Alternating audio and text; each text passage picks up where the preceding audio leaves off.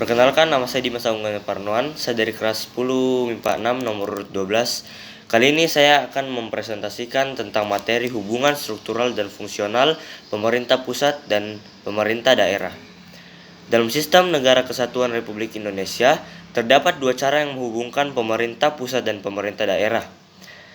Yang pertama disebut dengan sentralisasi, yaitu segala urusan, fungsi, tugas dan wewenang penyelenggaraan pemerintah ada pada pemerintah pusat yang pelaksanaannya dilakukan secara dekonsentrasi. Yang kedua disebut sebagai desentralisasi, yakni segala urusan, tugas dan wewenang pemerintah diserahkan seluas-luasnya kepada pemerintah daerah.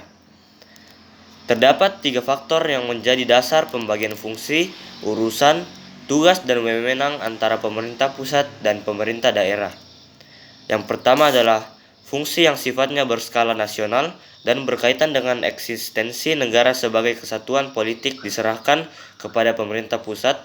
Yang kedua adalah fungsi yang menyangkut pelayanan masyarakat yang perlu disediakan secara beragam untuk seluruh daerah dikelola oleh pemerintah pusat.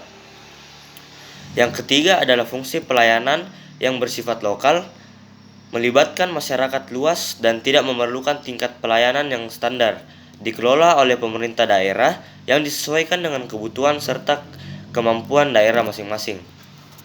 Secara struktural, hubungan pemerintah pusat dan pemerintah daerah diatur dalam Peraturan Pemerintah Nomor 84 Tahun 2000.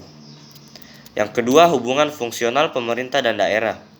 Pada dasarnya, pemerintah pusat dan pemerintah daerah memiliki hubungan tersebut, terletak pada visi, misi, tujuan, dan fungsi masing-masing. Visi dan misi kedua lembaga ini adalah melindungi serta memberi ruang kebebasan kepada daerah untuk mengelola dan mengurus rumah tangga sendiri. Terdapat juga tujuannya, yaitu untuk melayani masyarakat secara adil dan merata dalam berbagai aspek kehidupan. Fungsi pemerintah dan daerah adalah sebagai pelayan, pengatur, dan memperdaya masyarakat. Urusan pemerintahan yang menjadi kewenangan masyarakat daerah yang diselenggarakan berdasarkan kriteria di atas terdiri atas urusan wajib dan urusan pilihan. Urusan wajib yang menjadi kewenangan pemerintah daerah, provinsi, kabupaten, atau kota merupakan urusan dalam skala provinsi yang meliputi 16 urusan. Sekian dari saya, terima kasih.